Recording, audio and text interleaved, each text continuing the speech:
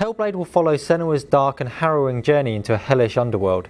She needs to feel real, nuanced, complex, and believable.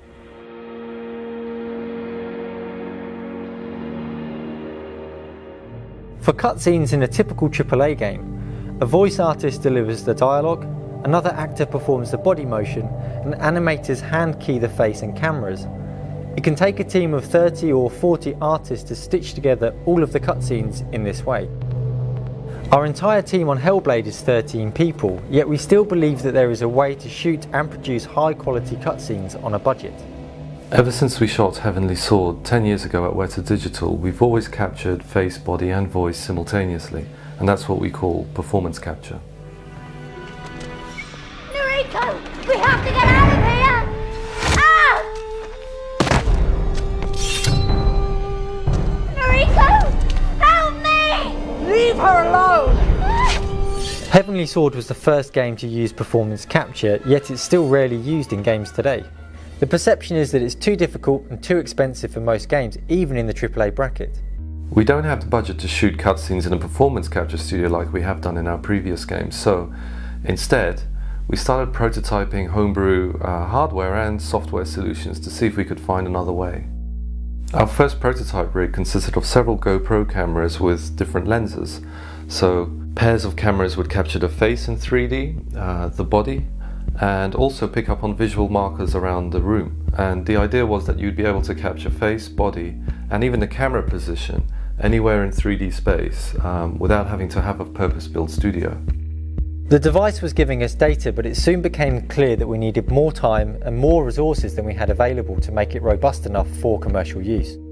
So we contacted our friends at Vicon, who are leading players in high-end motion capture solutions, to see if they could help us out within our limitations on Hellblade. Thankfully, Vicon were able to find a solution that worked within our constraints. They sent us 12 of their Bonita cameras and a Blade server to drive them. We don't have space in our studio for shooting, so we cleared out our largest meeting room, and to mount the Bonita cameras, we bought some cheap wardrobe posts from IKEA, which did the job nicely. We did some tests, and the body data we got back were easily as good as anything we've ever captured before.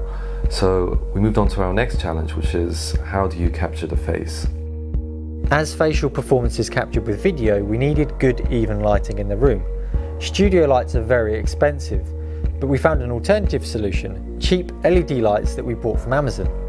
Now we had good even lighting, we could capture the face using video. And to do this, we had previously created a prototype using a cricket helmet, some umbrella wire and a webcam. Using the cricket helmet, we could capture facial expressions, and then we started developing our own facial solver. The facial solver is needed to interpret the video feed into real-time 3D facial expressions. I want each person here to give George their report by Thursday afternoon. Stop laughing, Stuart. You fucking woolly. For the shoot proper, we would need a much more robust solution than the cricket helmet. So for that, Vicon kindly lent us their high-end Kara head rig, which consists of 4 cameras, which allows you to capture the full 3D facial expression of the actor. Despite good results, we're still looking for even more cost-effective solutions, including 3D printing our own helmet.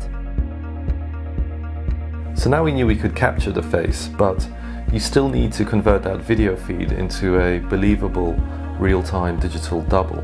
And to create a digital double, we used a technique called photogrammetry, which is able to construct a 3D face from a series of photographs. But instead of just using still photographs, we used GoPro cameras, and that way we could capture the full range of expressions as they happen.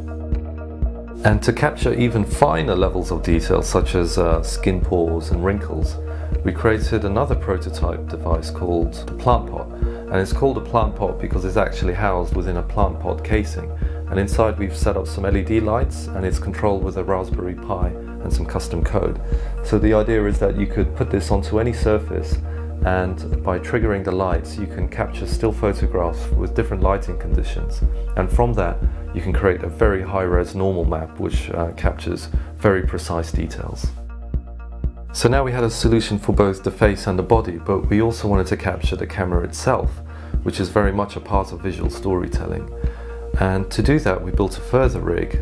On it we attached a GoPro camera, a portable LCD screen and put markers on the rig so that every nuance of the camera could be captured on set in the scene. Finally, to capture audio, we rented a wireless recording system. Our room isn't soundproof, but even so, we were pleasantly surprised with the result. It meant that we wouldn't have to record audio separately. But we're still pushing other areas and other types of performance capture. These are highly experimental and may or may not produce results. With just a few £1,000s, we now had a setup in the studio that would allow us to capture a full performance: face, body, voice and cameras. We also hope to show that a small team with limited means is still able to capture high-end character performances, and this is something that up until now has only been the preserve of big-budget AAA studios. So to fully test our setup and see if all the pieces of the puzzle come together, we conducted a test shoot, and we're still putting this together, and it's something that we hope to show you soon.